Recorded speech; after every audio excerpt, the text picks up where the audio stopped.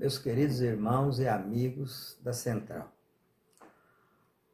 Hoje nós estamos vivendo em todo lado aqui no Brasil, que veio do exterior, essa pandemia de coronavírus, que está levando as pessoas ao desespero, ao medo, pessoas com estresse e confinadas em casa, muita gente preocupada, com razão, e até uma certa histeria que a gente vê no meio das pessoas por causa de uma doença que cresce de forma assustadora e que não tem nenhum tratamento ainda. E é normal que isso aconteça mesmo.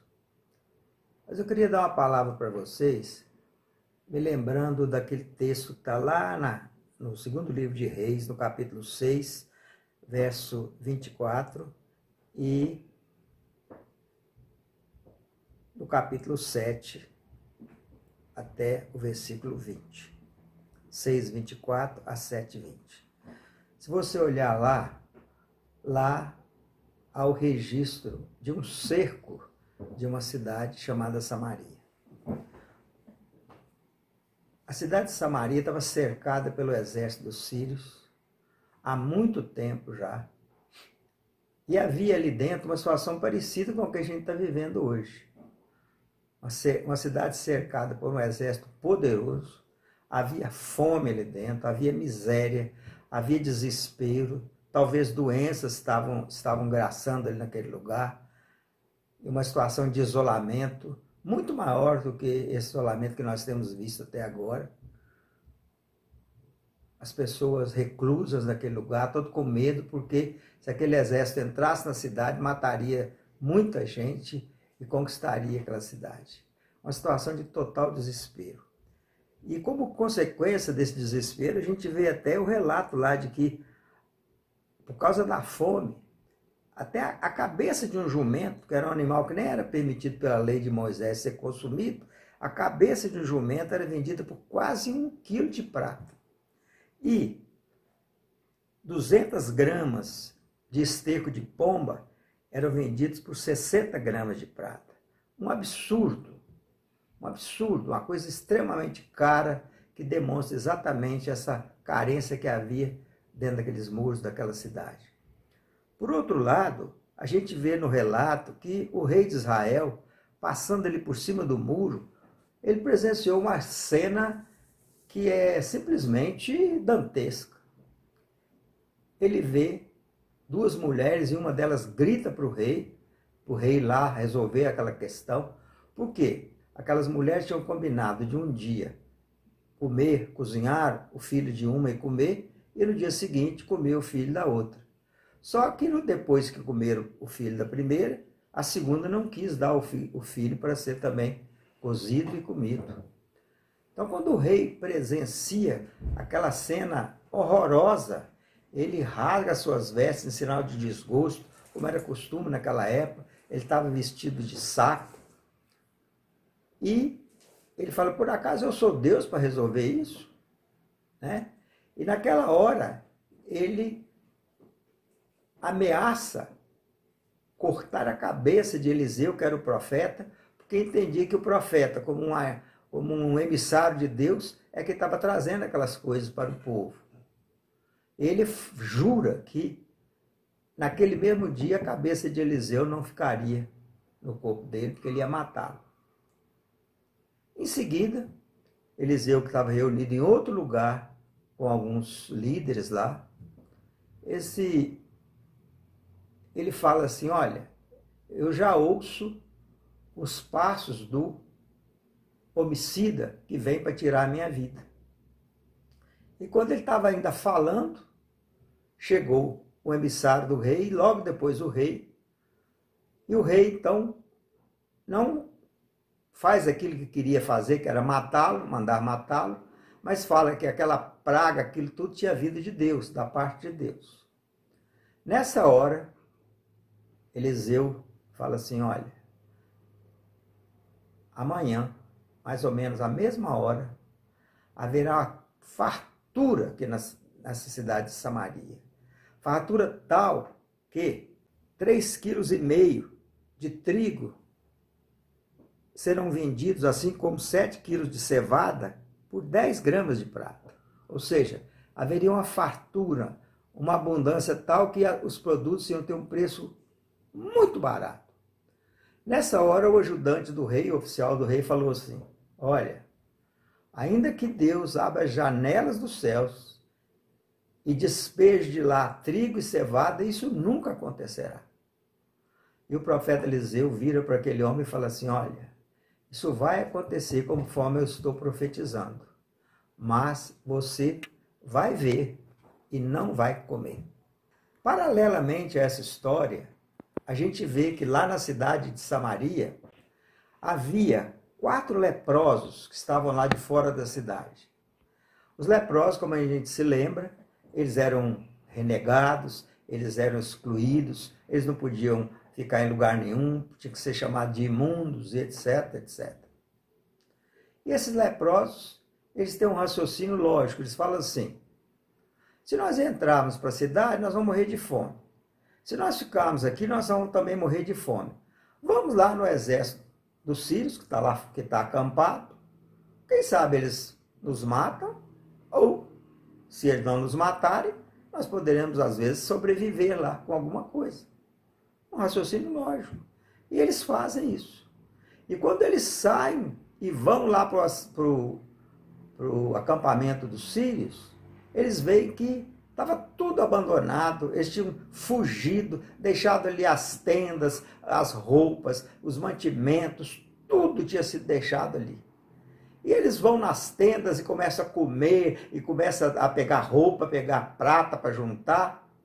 Mas nessa hora, acontece uma coisa extraordinária, que aqueles leprosos dizem entre si: olha, não é bom isso que nós fazemos. O povo está lá morrendo de fome e nós estamos aqui fartos. Vamos lá e vamos levar essa notícia para lá. E eles foram, aquela notícia lá no portão da cidade chegou até o rei, e na hora que o rei toma conhecimento daquilo, ele fala assim: isso é um ardil dos sírios, eles querem que a gente saia da cidade para eles pegarem a gente vivos e tomarem a cidade. Mas aí alguns que estavam ali perto do rei falaram assim: olha, resta aqui uns pouquinhos cavalos que restaram ainda, que estão vivos ainda, vamos mandar algumas pessoas nesses cavalos e vamos verificar lá o que aconteceu, se isso é verdade. E foram, e na hora que eles chegaram lá, o acampamento estava mesmo deserto, tudo tinha sido abandonado. Por quê? Porque Deus fez um milagre. Deus, na noite anterior, ele mandou fazer um barulho. Deus promoveu um barulho, um ruído ensurdecedor, como se fossem exércitos e exércitos que estavam vindo para atacar os sírios, e eles, com medo daquele exército, fugiram e deixaram tudo para trás. Nessa hora, o povo da cidade, quando confirmou que o acampamento dos sírios tinha sido mesmo abandonado, saiu aquela multidão de dentro da cidade de Samaria e entrou no acampamento e pegaram tudo que eles podiam, e houve fartura, e mataram a fome, pegaram roupas, pegaram tudo aquilo que tinha sido deixado, e a palavra que o profeta Eliseu falou se cumpriu. Naquele mesmo dia, quando eles entraram lá no acampamento, 3,5 kg de trigo e 7 quilos de cevada eram vendidos por apenas 11 gramas de prata. Como eu disse, o preço daquelas coisas que eram caríssimas, agora ficaram baratinhos. Eu podia comprar trigo e cevada baratinho. Por quê? Porque eles assaltaram o acampamento dos sírios, tomaram tudo que tinha lá, levaram, mataram a fome e resolveram o seu problema. Um detalhe que a gente tem que ressaltar também nessa história é que, quando aquela multidão saiu para ir lá para o acampamento dos sírios, eles atropelaram o oficial do rei e ele foi pisoteado e morreu. E se cumpriu também aquilo que o profeta Eliseu tinha dito, que aquele homem incrédulo, ele ia ver Ele ia contemplar toda aquela vitória, mas não ia provar, porque ele foi incrédulo. O que essa história fala para a gente hoje? Essa história nos fala hoje que nós temos que aprender as lições da Bíblia. Tudo que foi escrito no passado, na Bíblia, para o nosso ensino foi escrito. E nós devemos nos lembrar disso para tirar lições para a nossa vida. Por exemplo, nós podemos tirar uma lição muito importante aí, é que uma família, uma igreja, uma cidade, até um país, podem receber uma maldição, podem deixar de ser agraciados por Deus pela incredulidade de pouca gente. Olha os exemplos que tem na Bíblia. Quando o povo estava lá no deserto e os 10 espias foram lá, os 12 espias foram espiar a terra, e que 10 deles voltaram trazendo notícias terríveis de impossibilidade de ocupar aquela terra, e só Caleb e Josué falaram que a terra, que eles podiam ir em frente, que iam conquistar a terra. Deus se irou com aquele testemunho daqueles 10, e o povo todo ficou prostrado no deserto por 40 anos. Todos os que tinham mais de 20 anos morreram, e só aqueles que tinham menos de 20 anos entraram na terra prometida com Josué e Caleb e as suas famílias. Por quê? Porque a incredulidade de um pouquinho de gente fez cair uma maldição sobre todo um país. Olha o que Jesus falou com relação a Nazaré. Ele não pôde fazer na terra dele, na terra onde ele viveu, ele não pôde fazer muitos milagres ali. Por causa de quê? Por causa da incredulidade daquele povo. Outra coisa que esse texto nos mostra é que nada é impossível para Deus. A gente está vendo essa pandemia aí, está vendo as notícias alarmantes, falando que vai haver tantos milhões de contaminação. Tudo isso a ciência fala, ela tem que falar isso mesmo. Mas e a nossa fé? A nossa fé. Olha esse exemplo, se você visse a cidade de Samaria, todo mundo que morava dentro ia dizer o quê? Possível que os problemas se resolvam. E Deus, com um simples mover de dedo, ele expulsou aqueles invasores, libertou o povo e deu fartura para eles. Deus não pode fazer a mesma coisa hoje? A palavra de Deus diz lá em Crônicas, se o meu povo, que se chama pelo meu nome, orar, se arrepender dos seus pecados, buscar a minha face, eu vou perdoar os seus pecados, vou sarar a sua terra. Deus pode hoje, diante desse gigante que está na nossa frente, Deus pode sarar a nossa terra.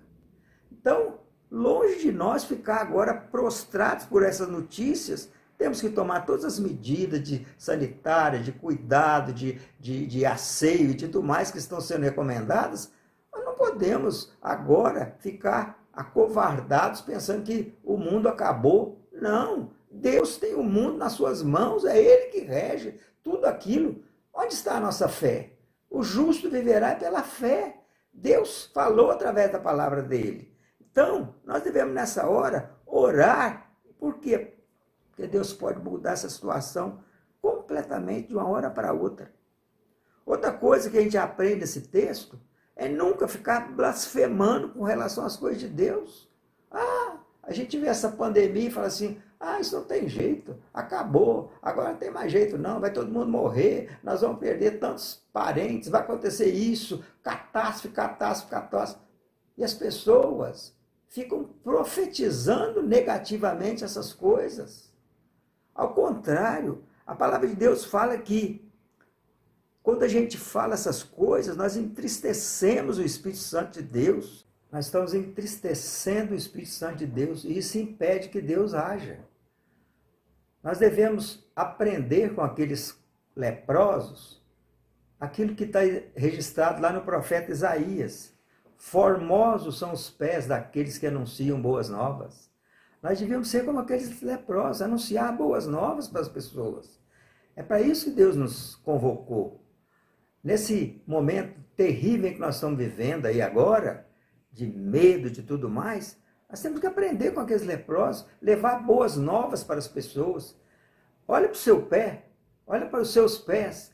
Seus pés são formosos. porque eles anunciam boas novas. É isso que nós devemos fazer, né? Nesta hora, nós devemos agir como aqueles leprosos, mas também nessa hora nós devemos fazer, como diz a palavra de Deus, trazer à nossa memória as coisas que podem nos trazer esperança.